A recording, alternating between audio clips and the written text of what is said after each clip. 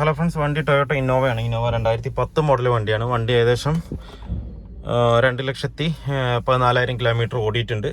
ഇതിൽ complaint, കസ്റ്റമർക്കുള്ള complaint comfort എന്ന് പറയുന്ന സാധനമില്ല. കംഫർട്ട് ഭയങ്കര കുറവാണ്. വേറൊരു വണ്ടി ഓടിക്കുമ്പോൾ അവരുടെ കസിൻ്റെ വണ്ടി തന്നെ ഓടിക്കുമ്പോഴും അതിനെ അപേക്ഷിച്ച് ഇത് ഓടിക്കുമ്പോൾ ഭയങ്കര വ്യത്യാസമുണ്ട്. വണ്ടി ഒരു തരത്തിലും കംഫർട്ട് ആവുന്നില്ല എന്നാണ് കസ്റ്റമർ ഒരേ ഒരു വാക്ക് മാത്രമേ പറഞ്ഞിട്ടുള്ളൂ. ബാക്കി ഫുള്ള് ചെക്ക് ചെയ്തിട്ട് നമ്മളുടെ അടുത്ത് ചെയ്യാനാണ് പറഞ്ഞിരിക്കുന്നത്. ഈ ഒരു കാര്യം മാത്രമേ പറഞ്ഞിട്ടുള്ളൂ. കംഫർട്ട് തീരല്ല. അതുപോലെ ബോഡി വൈബ്രേഷനും കാര്യങ്ങളും നല്ലോണം ഉണ്ട്. വണ്ടി പുള്ളിങ് ഇല്ല. ഈ ഒരു കാര്യം മാത്രമേ നമ്മുടെ അടുത്ത് കസ്റ്റമർ പറഞ്ഞിട്ടുള്ളൂ. കസ്റ്റമർ ടോക്കിൽ വന്നിരിക്കുന്നത് ഇത് മാത്രമല്ല. അല്ലാതെ ഇന്ന കംപ്ലൈൻറ്റ് ഉണ്ട്, ഇന്ന ഇവിടുന്ന് സൗണ്ട് ഉണ്ട്, ഇന്ന ഒലച്ചിലുണ്ട്, ബാക്ക് അങ്ങനെ ഒരു ഇതും നമ്മുടെ അടുത്ത് പറഞ്ഞിട്ടില്ല. ഫുള്ളായി നോക്കിയിട്ട് എന്താ ഉള്ളത് നോക്കിയിട്ട് ചെയ്യാനാണ് പറഞ്ഞത്. പിന്നെ ആകെ പറഞ്ഞ 2 കംപ്ലൈൻറ്റ് എന്ന് പറഞ്ഞു കഴിഞ്ഞാൽ AC വെൻറ്റ് പൊട്ടിയിട്ടുണ്ട്, അത് മാറ്റണം. പിന്നെ ബാക്കിൽ വരുന്ന AC വെൻറ്റും അതുപോലെ ഡാമേജ് ആയിട്ടുണ്ട്, അതും മാറ്റണം എന്ന് മാത്രമേ പറഞ്ഞിട്ടുള്ളൂ. അപ്പോൾ നമുക്ക് എന്തായാലും ഫുള്ളായിട്ടൊന്ന് ചെക്ക് ചെയ്യാം. ഞാൻ കസ്റ്റമർ മുന്നിൽ തന്നെ കുറേ കാര്യങ്ങൾ കാണിച്ചു കൊടുത്തു. ഇതിൻ്റെ ബെഡിൻ്റെ വൈബ്രേഷനുകൾ കാണിച്ചു കൊടുത്തു, ക്ലച്ചിൻ്റെ സ്ലിപ്പിങ് കാണിച്ചു കൊടുത്തു. അങ്ങനെ കുറേ കാര്യങ്ങൾ കസ്റ്റമർക്ക് ഇവിടെ തന്നെ നമ്മൾ പറഞ്ഞു കൊടുത്തിട്ടുണ്ട്. അപ്പോൾ അതൊക്കെ മാറാനാണ് പറഞ്ഞിരിക്കുന്നത്. എന്ത് കംപ്ലൈൻറ്റ് ഉണ്ടെങ്കിലും അത് ക്ലിയർ ആക്കാനാണ് കസ്റ്റമർ പറഞ്ഞിരിക്കുന്നത്. അപ്പോൾ നോക്കിയിടം കൊണ്ട് നമ്മൾ ഇതിൻ്റെ ക്ലച്ച് ഭയങ്കര ഹാർഡാണ്, ക്ലച്ച് മാറ്റണം. അതുപോലെ തന്നെ സ്റ്റിയറിങ്ങിൻ്റെ കോളം ബൂട്ട് പോയിട്ടുണ്ട്, gear box mount, engine bed, പിന്നെ സസ്പെൻഷൻ പാർട്സിൽ ബാക്കിലൊക്കെ കിടന്ന് ഇങ്ങനെ ഒലഞ്ഞിട്ടാണ് പോകുന്നത്. അപ്പോൾ അതൊക്കെ എന്താണെന്നുള്ളത് നമുക്ക് നോക്കിയിട്ട് പക്കയായിട്ട് ക്ലിയർ ചെയ്യാം.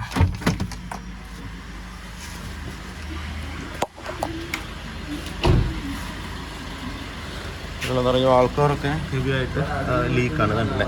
ഈ ഭാഗത്തു നിന്നൊക്കെ ഓയിൽ നല്ലോണം അടിച്ച് പുറത്ത് വരുന്നുണ്ട്. അതുപോലെ തന്നെ എൻജിൻ ബെഡും ഗിയർ ബോക്സ് ബെഡും മാറ്റണം. അതിനകത്ത് ഓയിൽ സർവീസ് ചെയ്യണം. ഓയിലും കണ്ടീഷൻ മോശമാണ്, ചെറുതായിട്ട് ഓടുമെങ്കിലും നമുക്കതും ക്ലിയർ ആയിക്കിടാം. ഓയിൽ സർവീസും ഇതിനകത്ത് ചെയ്യാനുണ്ട്. പിന്നെ അതുപോലെ തന്നെ എല്ലാ ഡോർ പാഡുകളും നമുക്ക് ടൈറ്റ് ചെയ്യണം. എന്ന് വെച്ച് കഴിഞ്ഞാൽ മൊത്തം കടപുടാകുന്ന സൗണ്ട് ഉണ്ട്. അപ്പോൾ അത് നമുക്ക് ക്ലിയർ ആക്കാം. ഇതിലിപ്പോൾ നമ്മൾ ചെക്ക് ചെയ്തതിൽ ലോവർ ആമിൻ്റെ ബുഷ് കിറ്റ് കംപ്ലീറ്റ് ആയിട്ട് കട്ടായി കിടക്കുകയാണ്. അതുണ്ടല്ലേ, ഉള്ളിൽ കംപ്ലീറ്റും കട്ടാണ്. ആ കട്ടായിരിക്കുമ്പോൾ നമുക്ക് വണ്ടി ഓടിക്കുമ്പോൾ ഒരു കംഫർട്ട് ഉണ്ടാവില്ല. എന്താ വെച്ചാൽ തൂക്കി എറിയും. അല്ല, ഫ്രണ്ടിലെ ബുഷാണ് കൂടുതലായിട്ടും കട്ടായിരിക്കുന്നത്, ഈ സൈഡിൽ. അതുപോലെ ഈ ഫ്രണ്ടിലെ സൈഡിൽ ബുഷ് നല്ലോണം കട്ടായിട്ടുണ്ട്. അങ്ങനെ വരുമ്പോഴാണ് ഈ ജെർക്കിങ്ങും അതുപോലെ മറ്റേ എടുത്തെറിയുന്നൊരു ഫീൽ കിട്ടുക. പിന്നെ അതുപോലെ സ്റ്റാർ ജോയിൻറ്റ് ഹെവി ആയിട്ട് പോയിട്ടുണ്ട്. തന്നെ സൗണ്ട് ആണല്ലേ. വൺ സൈഡാണ് ഷെയ്ക്ക്, ഈ സൈഡില്ല. അതുകൊണ്ടാ നല്ല ഷെയ്ക്കും ഉണ്ട് അതിനകത്ത്.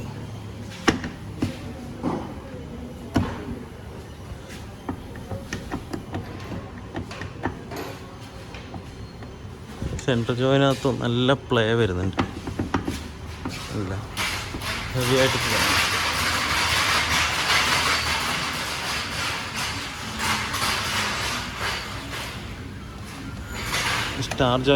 എല്ലാ സ്റ്റാർ ജോയിൻറ്റ് ഇതിനകത്ത് മാറ്റണം. അതുപോലെ ഗിയർ ബോക്സ് ബെഡും എൻജിൻ ബെഡും നമുക്ക് ഇതിനകത്ത് മാറ്റാനുണ്ട്. ക്ലച്ചും മാറാനുണ്ട്. ക്ലച്ചും ഭയങ്കര ഹാർഡാണ്. ബാക്കിൽ വരുമ്പോൾ റിയർ ഷോക്ക് കുഴപ്പമില്ല നോട്ടത്തിൽ, പക്ഷേ എങ്കിൽ നമുക്കൊന്ന് അഴിച്ചിട്ടൊന്ന് നോക്കണം. അതുപോലെ ലാക്ടോഡ് ബുഷും ചെറിയൊരു വീക്ക് ഉണ്ട്, അത് നമുക്ക് മാറ്റിവിടാം. ഈ ഫ്രണ്ടിലെ ലോവർ ആമും അപ്പർ ആമിൻ്റെയും ബുഷും അതുപോലെ ബാക്കിലെ ലാക്ടോഡ് ബുഷും ഇത് പോയി കഴിഞ്ഞ് കഴിഞ്ഞാൽ വണ്ടിക്ക് യാതൊരുവിധ സുഖവും ഉണ്ടാവില്ല. വണ്ടി എടുത്തെറിഞ്ഞിട്ടേ പോകുള്ളൂ.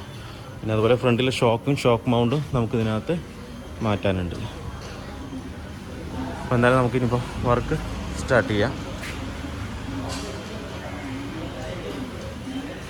അപ്പോൾ ഇന്നോവയുടെ കംപ്ലീറ്റ് ലോവർ ആമും ബിസ്ക്കറ്റ് കാര്യങ്ങൾ എല്ലാം പ്രസ് ചെയ്തെത്തിയിട്ടുണ്ട്. Lower arm, upper arm complete ആയിട്ട്.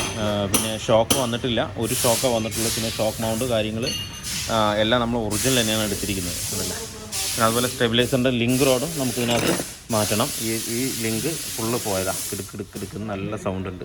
അപ്പോൾ ആ സ്റ്റെബിൽ ലിങ്ക് നമുക്കിത് മാറ്റണം. പിന്നെ കംപ്ലീറ്റ് ബുഷ് കിറ്റുകൾ കാര്യങ്ങളൊക്കെ എല്ലാം ചെയ്തിട്ടുണ്ട്. ഒരു അപ്പർ ആം ബോൾ ജോയിൻ്റാണ് ഇതിനകത്ത് നമ്മൾ മാറിയിട്ടുണ്ട്. ഈ ഒരു ബോൾ ജോയിൻറ്റ് മാത്രം നമ്മൾ മാറ്റിയിട്ടുണ്ട്. അത് മാത്രം വീക്കായിരുന്നതിനകത്ത് അത് നമ്മൾ മാറ്റിയിട്ടുണ്ട്. സോണ എന്ന് പറയുന്ന ബ്രാൻഡാണ് ഞാൻ എടുത്തിരിക്കുന്നത്. ലിങ്ക് റോഡ് നമ്മൾ സോണയാണ് എടുത്തിരിക്കുന്നത്. ബാക്കിയുള്ള പാർട്സ് ഇതാണ്. ഇപ്പോൾ ഗബ്രിയലിൻ്റെ ഷോക്ക് എടുത്തിട്ടുണ്ട്. ഒരെണ്ണം ഇനിയിപ്പോൾ ഒരു സൈഡിലേക്കുള്ളത് വരണം. ഇതതിൻ്റെ ബുഷ് കിറ്റാണ്, കട്ട് ബുഷ് കാര്യങ്ങളുള്ളതാണ്.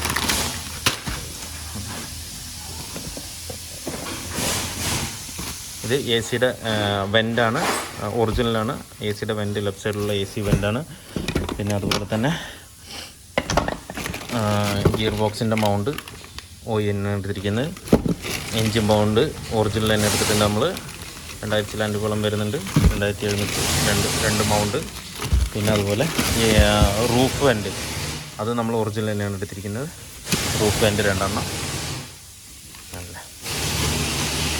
പിന്നെ സ്റ്റാർ ജോയിൻറ്റ്, ഗോഗോയുടെ സ്റ്റാർ ജോയിൻറ്റ് എടുത്തിട്ടുണ്ട് 2 എണ്ണം. ഇത് ഷോക്കിൻ്റെ മൗണ്ട് ഒരു സാധനമാണ് നമ്മൾ എടുത്തിരിക്കുന്നത്. Clutch set, LuK, release bearing വന്നിട്ടില്ല. റിലീസ് ബെയറിങ് OE ആണ് എടുത്തിരിക്കുന്നത്. ഒറിജിനൽ തന്നെയാണ് റിലീസ് ബെയറിങ് ഇതിനകത്ത് കയറ്റാൻ പോകുന്നത്. തന്നെ ഇന്നോവയുടെ സർവീസിൻ്റെ ഭാഗവും ഏകദേശം കംപ്ലീറ്റ് ആയിട്ടുണ്ട്. Diesel filter, oil filter, diesel filter എല്ലാം നമ്മൾ ഒറിജിനൽ തന്നെയാണ് കയറ്റിയിരിക്കുന്നത്. ഓയിൽ ഫിൽറ്റർ, ഓയിൽ ഫിൽറ്റർ തന്നെയാണ് ഇതിനകത്ത് കയറ്റിയിരിക്കുന്നത്. ഡീസൽ ഫിൽറ്റർ അതുപോലെ ഒറിജിനൽ തന്നെയാണ് ഇതിനകത്ത് കയറ്റിയിരിക്കുന്നത്. ഓയിൽ സർവീസ് കാര്യങ്ങൾ കംപ്ലീറ്റ് ആയിട്ടുണ്ട്. ഇനിയിപ്പോൾ സസ്പെൻഷൻ നമ്മൾ ഇത്രയും പ്രസ് ചെയ്ത സാധനങ്ങളെല്ലാം ഇതിനകത്ത് ഇൻസ്റ്റാൾ ചെയ്യാൻ ക്ലച്ച് വർക്ക് ഉണ്ട്.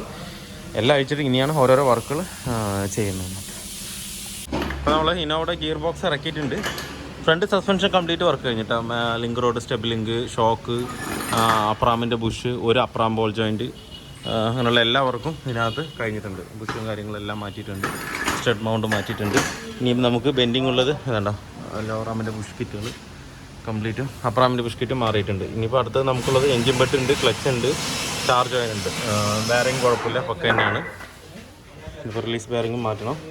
ഇതിൽ കയറ്റിയിരിക്കുന്ന ക്ലച്ച് എന്ന് പറഞ്ഞു കഴിഞ്ഞാൽ വാല്യൂയുടെ ക്ലച്ചാണ് ഇതിനകത്ത് ഇട്ടിരിക്കുന്നത്.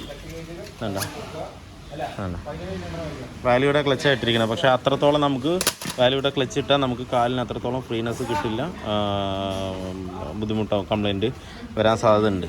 അപ്പോൾ എപ്പോഴും നമ്മൾ ഇട്ട് കൊടുക്കുന്നത് ലൂക്കിൻ്റെ ക്ലച്ച് തന്നെയാണ്. ഇതിൻ്റെ ഫിംഗറൊക്കെ നല്ലോണം തേയ്മാനം വന്ന് അങ്ങനെയാണ് ഇപ്പോൾ ഇരിക്കുന്നത്. അപ്പോൾ നമ്മൾ എടുത്തിരിക്കുന്നത് ലൂക്കിൻ്റെയാണ് ക്ലച്ച് എടുത്തിരിക്കുന്നത്. നമുക്കിത് അതിനകത്ത് കയറ്റാം. റിലീസ് ബെയറിങ് കേട്ടോ,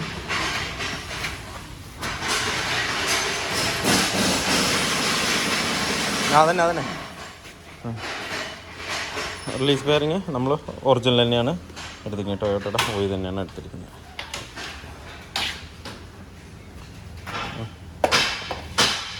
അപ്പോൾ നമ്മുടെ ഈ ഇന്നോവയിലും അതേപോലെ തന്നെ ബാഡ് സ്മെല്ല് വരുന്നുണ്ടെന്നുള്ളൊരു കസ്റ്റമറുടെ കംപ്ലയിൻറ്റ് ഉണ്ടായിരുന്നു. അപ്പോൾ നമ്മളിപ്പോൾ ഡാഷ്ബോർഡ് കംപ്ലീറ്റ് ആയിട്ട് ഇളക്കിയിട്ടുണ്ട്.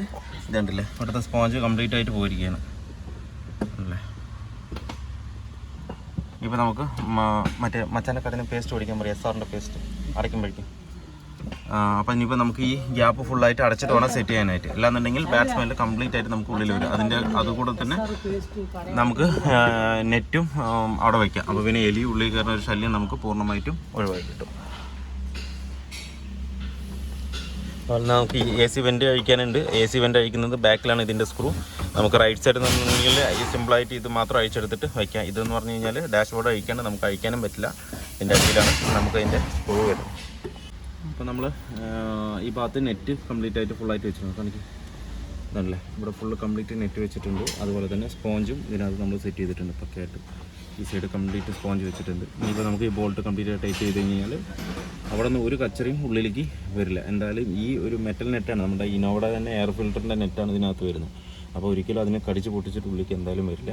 അതുപോലെ തന്നെ ഔട്ട് സൈഡ് സ്മെല്ല് നമ്മളിവിടെ സ്പോഞ്ച് വെച്ചതുകൊണ്ട് ഇനി പുറത്തുനിന്നുള്ള സ്മെല്ലും അങ്ങനെ വരില്ല. ഇനി നമുക്ക് ഈ ബോൾട്ടുകളൊക്കെ ടൈറ്റ് ചെയ്താൽ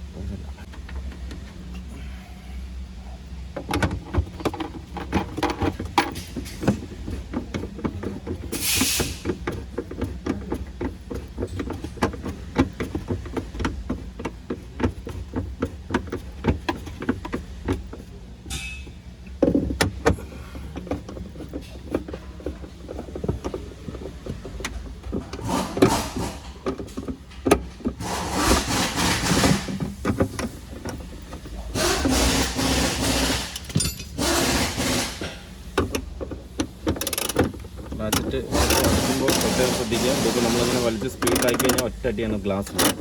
അത് കെയർ ചെയ്തിട്ട് വേണം അഴിക്കാനായിട്ട്. മുട്ടിയാൽ അപ്പം തന്നെ ഗ്ലാസ് കൊടുക്കണം. അത് മാത്രം പ്രത്യേകം ശ്രദ്ധിച്ച് കെയർ ചെയ്തിട്ട് വേണം അഴിക്കാനായിട്ട്.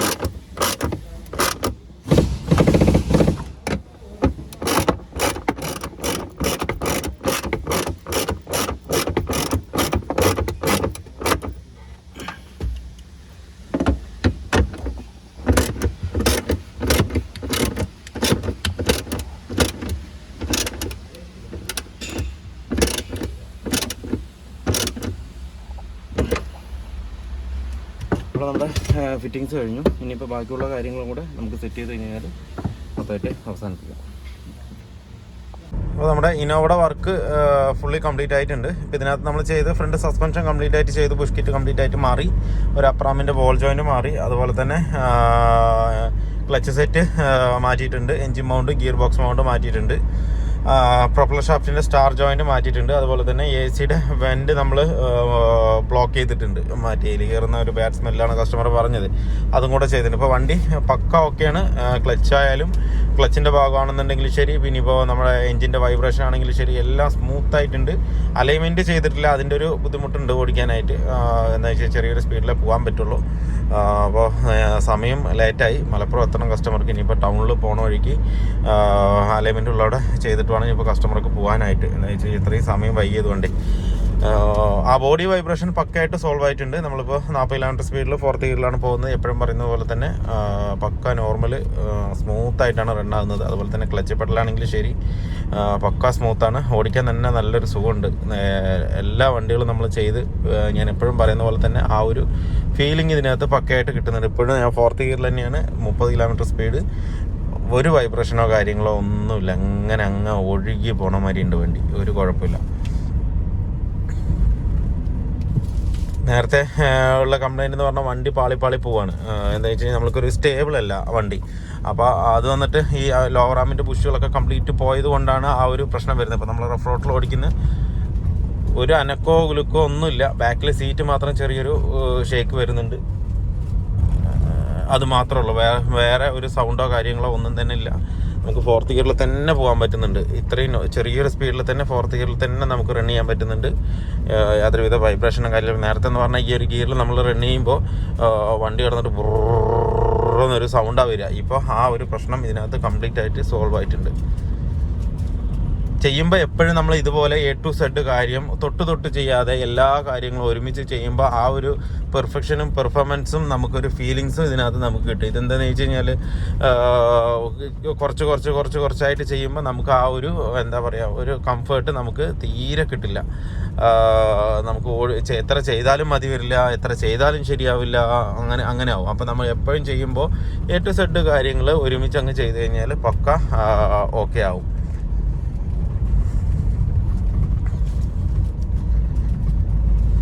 ഇപ്പോൾ പറഞ്ഞ വർക്കുകളെല്ലാം നമ്മൾ കംപ്ലീറ്റ് ചെയ്തിട്ടുണ്ട് വണ്ടിയിൽ. അതുപോലെ തന്നെ വീഡിയോ എല്ലാവർക്കും ഇഷ്ടമുള്ള ലൈക്ക് ചെയ്യുക, ഷെയർ ചെയ്യുക, അതുപോലെ തന്നെ സബ്സ്ക്രൈബ് ചെയ്യാതെയാണ് വീഡിയോ കാണുന്നതെങ്കിലും സബ്സ്ക്രൈബ് ചെയ്ത് സപ്പോർട്ട് ചെയ്യുക. അപ്പോൾ മറ്റൊരു വീഡിയോയിൽ കാണുന്നവരെല്ലാവർക്കും ബൈ.